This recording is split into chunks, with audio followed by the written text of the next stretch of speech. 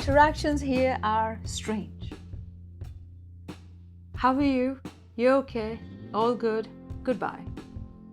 I've got nothing to do with you otherwise. All I have to do is these small talks. And if they start to know you more, they'll talk about weather. That's it.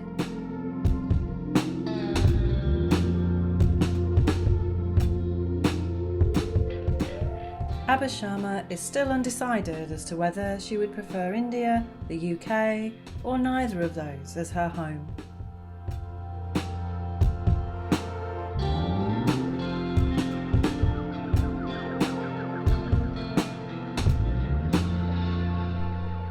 This is Writer's Mosaic, What We Leave We Carry, the series that tells the true life stories of migration to the UK.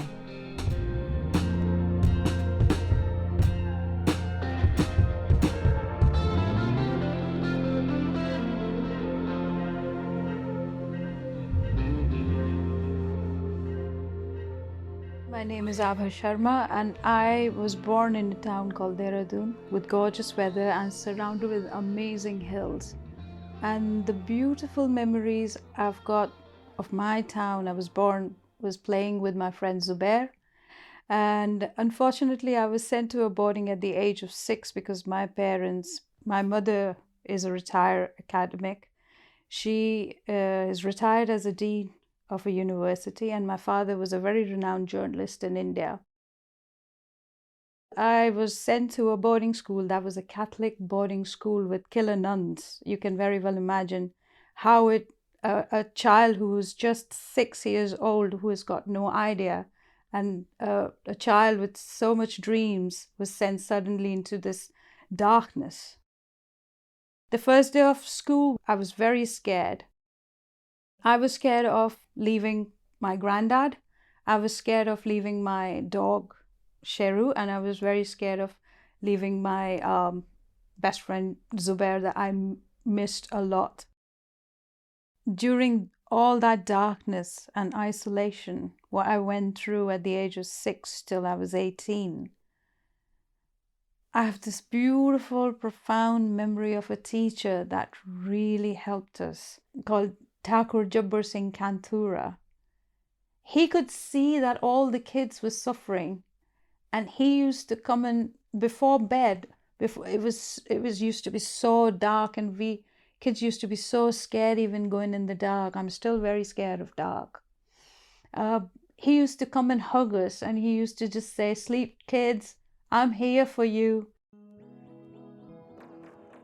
The whole idea what English life is all about, because we had English teachers, Mrs. Smith and Mr. Scott, and I remember Mrs. Smith was our drawing teacher, and she was amazing and she was beautiful. So my impression about English life was kind of okay, but I never liked English food.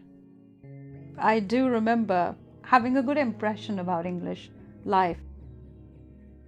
We were not allowed to listen to any kind of music that was from the outside world. But I was a different child, and I thanked to one of my aunties who used to regularly visit me, knowing what I have been thrown into. She used to bring me books that I shouldn't read. I'm not supposed to read. I specifically asked for Hindi novels because at our boarding school, we were not allowed to speak Hindi. We could only converse in English, even to each other. So I specifically asked for Hindi novels. And I asked my auntie that I heard there's a writer called Munto who's written everything that is not supposed to be written. And nobody should be reading all that. Can you get me a copy of Munto? So she bought me a copy of Munto and she slipped it under a package. And with that, she bought me a cassette of Grace Jones, Slave to the Rhythm. And she said, "This is a gift, you need to listen to Grace Jones." I was probably 11 or 12 years old, reading Munto and listening to Grace Jones very quietly. And that got me into Led Zeppelin. And that got me into Pink Floyd. That got me into David Bowie. As my parents sent me to the boarding at the age of 6, probably they didn't want my responsibility. At the time when I was working as a journalist, they wanted me to get married suddenly. I was about to make my life. My mom wanted me to get married. Again, she didn't want to take me in as a daughter or spend some time with me. So I'm married to a man that I know. He was a great friend, but a terrible husband, if I'm allowed to say that. It was a toxic marriage.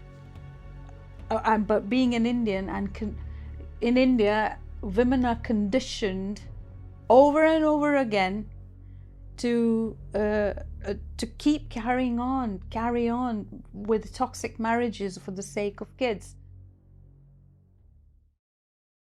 So I was in a toxic marriage, but somehow I started to make my own life after giving birth to my girl. I picked up my pieces and I started to work again. That work brought me a lot of strength and I felt powerful again. And I started working for a newspaper. And because of the newspaper, I started to go out in the world. And here I am hosting International Poetry Festival. And I meet this guy and I saw him walking up the ramp. And I am still married. I'm still conditioned. And I'm still very sad about things. And here I am falling in love with the man who was walking up the ramp. Don't know who is he or where I'm going to even ever I'm going to see him. But here I am. I was in love from the first sight. I didn't see that guy as an eye candy. I saw him for who he is in the first moment. That thought, that intention brought me to UK. Though I was in a very bad situation, I had just started to come out in the world. I had no money. I had no backup. If I had gone to my mum, I've seen this guy and I think there is something that I can think of going forward with this guy. My mum would have never understood because even she's read so many books, she's been out in the world, she's still a very conditioned Indian woman. She would have never understood.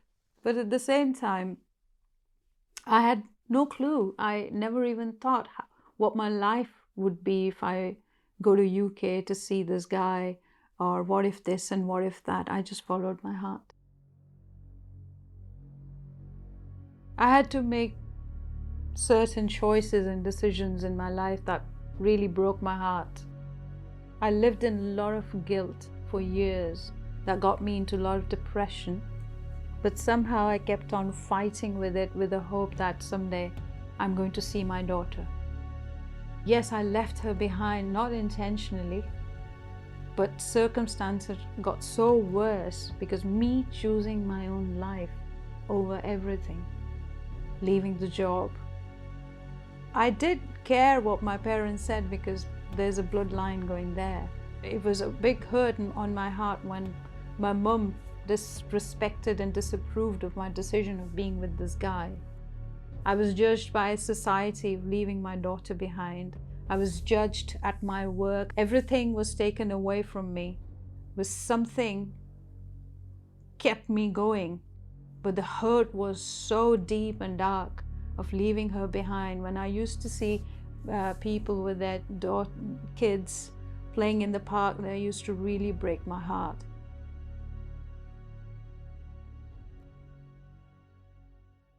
It was February when I arrived. It was a Valentine's Day. It was beautiful. The weather was very cold. I come from a place where there's so much beauty going on because of the hills and greenery. But the cold here was like, it got into my bones, and I'm like, oh my God, this is a bit too cold for me. So I had lots of woolies in my bag and winter jackets, and I remember bringing a pair of boots. Where I landed was exactly the landscape and the cobbledy roads, and everything matched with the Sherlock Holmes what I remember seeing in Sherlock Holmes, and that really, where I love Sherlock Holmes, especially Jeremy Brett ones, it really matched with that landscape, exactly that, and that really made me happy. Where I was born, the town called Dehradun, because of the weather condition, because of sun, because in India we get all the weathers. We get proper summer, that's sweltering. You'll die, not die, but yes, it's too much. And then we get these rains, and then we get beautiful autumn, and then we get into summers. Here, what I felt, it's beautiful, it's absolutely breathtaking, but there's certain darkness here in the land. It's probably because of the colonization, what Britishers did to the whole world, especially to India, took over everything, left India with nothing. I see the darkness in the land. It's so amazing, but there's some kind of a darkness. Sometimes, even on the hills, I love walking on the moors. Sometimes when I walk up on the moors, I feel I can't breathe. It's because of the darkness. It's beautiful, but it's this sense of darkness there. I think people here are still trying, because they haven't made any amendments, they haven't said sorry for what they have done. I think the fear I see in English people, the fear I see here is so profound, and it has really spread in the countryside. Interactions here are strange. How are you? You okay? All good? Goodbye. I've got nothing to do with you otherwise. All I have to do is these small talks. And if they start to know you more, they'll talk about weather. That's it. In all these 15 years, where I come from, to add on, India, they are too much into you. If you give them little love, they'll open their hearts, they'll open their doors, there'll be cups of teas, they'll look after you, they'll keep an eye on your house if you're away. Indian people just give too much, and that's what they're suffering. They invited English people, they invited the whole world, and they got robbed. As a journalist and a freelance artist back in India, you're free not to pay taxes. Here, they extract every ounce you have worked, every penny that you have earned. They have to take it in taxes. Just in case you don't pay your taxes, they ask you to pay taxes in advance for next year. This is very dark, this mindset of just extracting money.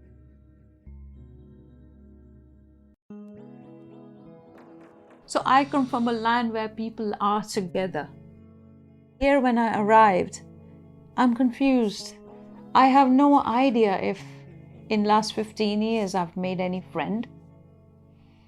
Being an Indian, I kind of knock on people's door asking for, oh, do you have onion? And they used to look at me like, what is she on about? Because I'm an Indian. If I don't have an onion, I'll knock on your door because I'm your neighbor. You're my neighbor. You can ask anytime. You can knock on my door anytime. Here, you have a little chat. You feel like you had a good chat. And then you feel like you made a friend. And whoosh, gone. So in the last 15 years, I never made a friend. I tried, but it just never happened. I'd been traveling between both the countries from past 15 years. It made me strong. I learned a great deal about traveling, about living in two countries with two different weathers and two different set of people. But it took a toll. It took a lot of toll financially. It took a lot of, because of the visa problems, because I can't stay with my partner because of the visa rules. I have to go back at a certain time. There's always a sense of fear that this time if I go, what if they change the rules? What if I'm not able to come and see my partner? But there's one more reason I go back now, because of my daughter. She's growing up. My daughter was raised by my ex's parents. I'm very thankful. They did a great job. She's a brilliant child. Even at the age of 20, she's so evolved. We call her Granny. She has to look after everybody. She takes everybody's responsibility. She's a beautiful child, and they've done such a great job of bringing her up. I always had this hope that she'll connect back. Unfortunately, my ex passed away in 2019, and it was that reason that she was kind of very scared of connecting with me. And after he expired, she kind of felt free, and she connected back to me. She called me once from my ex's phone, and it was, I just couldn't, I was looking at the phone while the phone was ringing, and I just couldn't believe that, what's next? Is that my daughter? Should I pick up this phone? What is it all about? But I picked up the phone. Here she is. Hello, Mama. That was it. That was the first step towards healing that I felt and happiness I felt. When the daughter came along, and she's such a beautiful child, she just connected instantly, because she never had that connection with her biological dad. She just instantly connected with my partner, and they both just kind of understood. They knew it from the day one that they belong to each other, and they're inseparable now, and that makes me very happy. Even I realize when I do these things, I say sorry a lot. Even to the hedge I'm walking past, and I just kind of tripped over to the hedge, and I said, oh, I'm sorry. I was like, oh my God, I'm turning English. I just say sorry about everything. Why? I don't know. It's probably in their blood, because they'd never make amendments of colonizing everybody, and they're too prideful about that. But that's why they're sorry a lot. My eating habits have changed. I still love Indian food, but there are a few bits and pieces like boiled potatoes, but that's Irish. I think I never felt home anywhere. Not in India, not in England. I don't know whether I'm English or Indian. It's just a bloody mixture now. Walking in India as a woman still is a dangerous thing. In India, women don't feel safe. A working woman, a housewife, a teenage girl, a grown-up woman, a woman of 70s, they don't feel safe. Walking in India as a woman after 7 o'clock is dangerous. Here, I feel free walking. I come back sometime 9 o'clock, though my partner just worries too much about me. He starts worrying at 8 o'clock. So he's standing at the door waiting for me. And I say, I am on the moors. And as I walk a lot on moors, and I walk that particular hill called Horsehold, and mostly all the farmers know me. My connection with landscape begins probably when I was born, because I was born at the laps of Himalayas, and I connect with nature on such a deep level that I don't need to go to any temple or church to meet God. It's just there. Bathing in wild rivers and eating wild berries and just walking barefoot. Before traveling, hopping on the plane back to India, I go for my last walk every time. I look at those hills and mountains, and I always say, I'll be back. I'll be back. I'll be back here. And my daughter's there. That keeps me going. And the thought of coming back to UK to my partner keeps me going somehow. No, I don't think me and my partner would like to stay in England, and either in India, until India amends its ways to protect the women of their country and start respecting their country, and England start respecting people's sensitivity. I hope there's some third country that comes along which is warm and beautiful. Of course, that country wherever we go would have its minus points, but it won't be like India and England.